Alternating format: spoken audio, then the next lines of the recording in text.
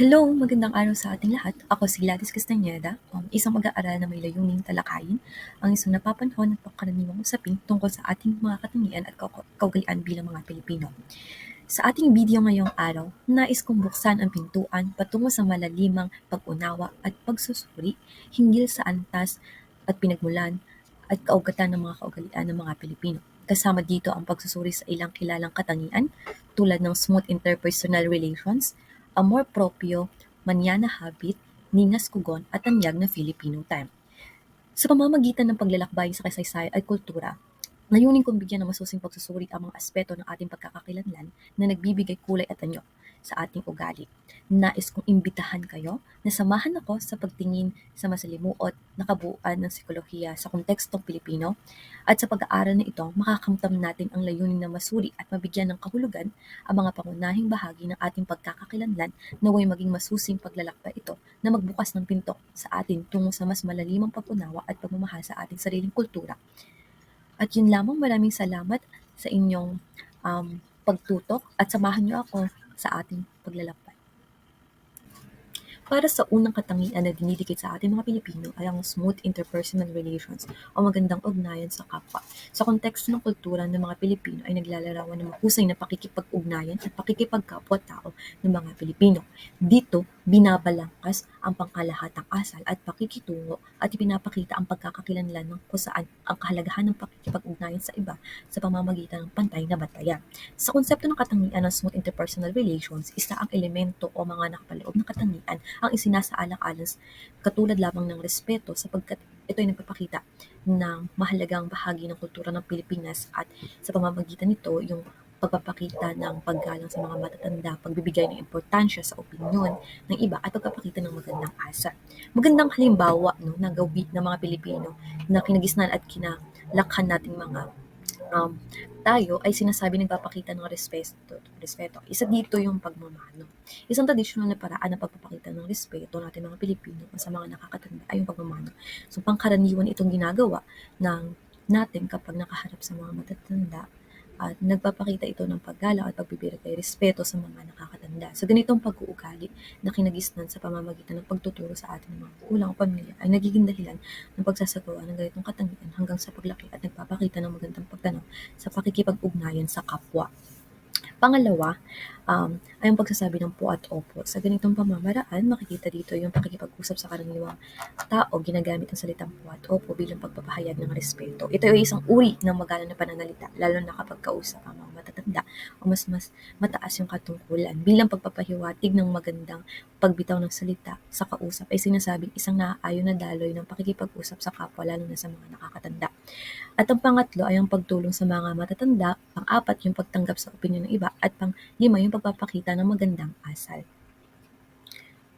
Pangalawa naman na tinutukoy dito sa respeto ay yung pagbibigay ng malasakit. Dito binabalangkas yung pagkakaroon ng malasakit sa kapwa na kung saan sinasabing ang mga Pilipino ay nagpapahayag ng kahandaan ng pagbibigay tulong at suporta sa oras ng pangangailangan. Ito yung nagpapakita ng pagiging mapagbigay at pagkakaroon ng damdamin sa kapwa. Isang halimbawa nito yung traditional na bayanihan na ginagawa ng mga Pilipino, particular sa rural area o mga probinsya na kung saan karaniwan nagtutulungan o sa pamamagitan ng pagbubuhat at paglilipat ng isang bahay kubo sa isang kapitbahay na kinakailangan ng paglipat ng tahanan. Sa kasalukuyan, maaari rin natin makita ang pagmamalasakit sa tuwing nakakaranas ng mga sakunaang bansa, katulad lamang ng pagbibigay ng suporta, pinansyal, pagkain at iba pa. Kabilang din sa konsepto ng respeto yung hiya at pakikisama no, kung saan naglalarawan ng panghihinayang o takot na mawalan ng respeto o magdulot ng hiya sa sarili. Dito ay kaugnay rin ito yung pakikisama sapagkat kung saan iiwasan ng isang tao ang makagawa ng bagay na maaaring makapanakit o makasakit sa iba para mapanatili ang kanyang magandang ugnayan. Pangatlo naman is yung halimbawa nito yung pakikitungo. Dito ang mga Pilipino ay kilala sa magiliw na pakikitungo sa iba o kapwa, kung saan bukas tayo sa pakikipag-usap sa mga tao. Isang halimbawa na ilalarawan ang mga Pilipino ay ang pagiging hospitality, no, kung saan isang magandang pagtanaw at bahagi ng ating kultura at kaugalian. Dito na ipapakita ang magiliw na pagtanggap sa bisita at paghatid ng serbisyo sa mga nangangailangan.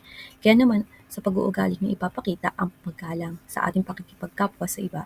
Ito ang saklaw ng katangian ng smooth interpersonal relations ng mga Pilipino na kung saan bumabalangkas yung pag-uugali at katangian na nagpapakita ng pagpapakahulugan sa pakikipag-ugnayan sa kapwa.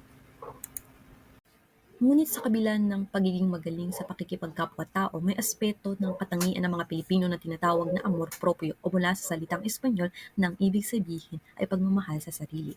Ito ay hindi nangangahulugan ng kawalan ng pagtingin sa iba, kundi ang pagpapahalaga sa sarili at pagtanggap ng bawat isa sa may karapatan at dignidad na respeto, na kung saan ito ay isang konsepto ng paglalarawan na kung saan iniingatan yung sariling karangalan o dignidad, pati na rin yung pagpapahalaga sa sarili. Bagkus, ito ay nauugnay sa pagpapahalaga sa sarili at pagkakaroon ng respeto sa sarili. Halimbawa, ang pagiging may amor proprio ay maaaring nagpapakita sa pamamagitan ng pagtanggi sa sitwasyon na maaaring mabawasan ang kanyang dignidad at ang pagtutok sa sariling pagpapaunlad ng may respeto sa sarili at sa iba.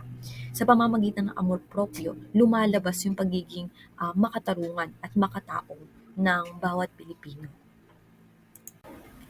Sumunod na katangian na kilala rin natin ay ang tinatawag na ngingas tugon. Dito, ang pangalang ito ay nagmula sa salitang ningas na nangangahulugang init at kugon na tumutukoy sa isang uri ng damo na madaling magsimula ng apoy. Sa ganitong pag-uugali ng mga Pilipino, ito ay nangangahulugan ng pagkakaroon ng gana o yung pagsusumikap sa umpisa ng isang gawain, ngunit madalas ring nauubos ang sigla o interes pagdating sa kalahati o pagtatapos ng simulang gawain. Karaniwan na idinidikit sa mga Pilipino ang ganitong pag-uugali na kung saan sa konteksto ng kultura ito ay maaaring ilarawan bilang isang pagsisikap o gawain na maaaring simulan ngunit madalas na hindi natatapos. Kaya naman sinasabing ang mga Pilipino na may ningas kugon ay mayroong likas na kakayahan na nagsimula ng isang proyekto o gawain ngunit sa huli ay mawawala ng interes o dedikasyon upang tapusin ito. Sa ganitong paglalarawan at termino na naglalaman ng di kanais-nais na konotasyon at maaaring makatukoy sa mga taong madaling magsimula ngunit madalas na hindi natatapos sa mga layunin. Ngunit kaakibat ng negatibong konotasyon na ito ng mga Pilipino, hindi naman ito sumasalamin sa kabuuang pagkatao na ipinapakita sa kasalukuyan.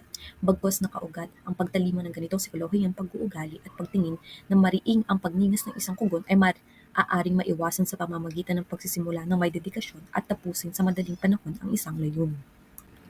Kabilang rin sa sinasabing katangian at pag-iral ng Filipino type ay ang pag-uugali ng mga Pilipino. Ang kaugalian na ito ay nagpapakita ng kakulangan ng pagpapahalaga sa oras, mga linyahang mamaya na, maaga pa naman, o isa rin yung pagpunta na pero nasa bahay pa, ay partikular na linyahan at sitwasyon na nangyayari kaya nadidikit sa ating mga Pilipino ang kulilagi sa mga okasyon o lakad o sa madaling sabi ay hintayin magsimula ang okasyon bago pumunta. Bagamat ito'y nagbibigay ng di magandang impresyon sa ilalim nito, hindi ito naglalarawan ng kabuuang pagkatao ng mga Pilipino. Sa halip, ito ay maituturing na isang psikolohiyang pag-uugali at pagtingin na nagmula sa kulturang nakagisnan at itinatanggi. Ang kahulugan ng oras ay nagiging mas maluwag at ang pagiging late ay tila naging isang uri ng tradisyon. Ngunit sa ganitong konsepto ng Filipino tayo, maaaring mabatid na ito'y nag-uugat sa mga pangkat ng tao na may iba't ibang perspektiba ukol sa oras. Kung titignan ang ganitong dinidikit na pag-uugali sa mga Pilipino, may negatibong konotasyon ito. Kaya naman, kinakailangan na tignan ang antas ng bawat oras ay ninanakaw din. Kaya naman bilang nakaugat sa ating Pilipino ang ganitong pag-uugali sa huli, ang pagpapahalaga sa oras sa isang mahalagang aspeto ng lipunan na maaaring magsilbing pundasyon sa mas malawak na kaunlaran at pag-unlad. Sa kabilang banda, mayroon ding tinatawag na manyana habit o ang pagiging mahilig sa pagpapaliban ng gawain na sumasalamin sa ganitong aspeto. Halimbawa, yung mga gawaing pampaharalan o kung saan yung karaniwang mga estudyante ay mahilig pagbukas sa mga gawain hanggat hindi patak ng oras ng pasahan. Hanggang sa dumating yung araw ng panahon o pagsusumite ay doon lamang gagawin. Kaya naman nailapat sa ating mga Pilipino ang ganitong katangian sapagkat karaniwan at partikular na nagaganap at nagsasagawa ang ganitong aksyon. Sa mga taglay na katangian na ito, maaari magkaroon ng kakulangan sa pagiging produktibo at maayos na pagtubad sa mga responsibilidad. Subalit sa kabila ng negatibong epekto nito, maaaring may mga aspeto ng kultura o sistema ang nagbibigay kahulugan sa ganitong kaugalian. Sampang-kalahatan, ang manyana habit ay isang hamon na kinakaharap nating mga Pilipino at ng lipunan sapagkat kadikit ito sa ating pag-uugali. Ang pag-unlad ng mas maayos na sistema at pagpapahalaga sa disiplina ay maaaring maging susi 'no, sa pagbabago ng ganitong kultura na maaaring magdala ng mas mataas na antas ng produktibidad at responsableng pagganap sa mga tungkulin. Sa kabuuan, ang pag-aaral ng psikolohiya sa Pilipinas ay naglalarawan ng malawak at makulay na kultura at lipunan. Sa pamamagitan ng pagsusuri ng kinagisnan ng psikolohiyang Pilipino, naihayag ang koneksyon ng mga pananaw ng mga mamamayan sa kultura at lipunan. Katulad lamang ng smooth interpersonal relations o magandang ugnayan sa kapwa ay nagtatampok ng mga halaga tulad ng respeto, pagmamalasakit, pagtulong sa kapwa. Gayon din ang amor poryo na kung saan nagpapakita ng pagpapahalaga sa sarili at pagtanggap ng bawat isa sa dignidad at respeto. Subalit sa may aspeto ng psikolohiyang Pilipino tulad ng Linas Kugon at Filipino Time na nagdudulot ng mga hamon sa pagpapahalaga sa oras at pagtapos ng gawain. At isa rin ang manyana habit na kung saan nagpapakita ng kakulangan sa disiplina at pagtupad ng responsibilidad sa taktang panahon. Sa kabila nito, maaaring mabatid ang impluensya ng kultura at lipunan sa pagbuo ng ganitong mga katangian at pag-uugali. Kaya naman, ang pag-aaral ng psikolohiya sa Pilipinas ay nagbibigay diin 'no, sa kahalagahan ng pag-unlad at pagsusuri ng katangian ng mga Pilipino. Ang pagpapalaga sa positibong aspeto ng kultura at pagharap sa mga hamon ay nakagawian na at mahalaga para sa mas malalim at mas maunlad na pag-unlad ng lipunan.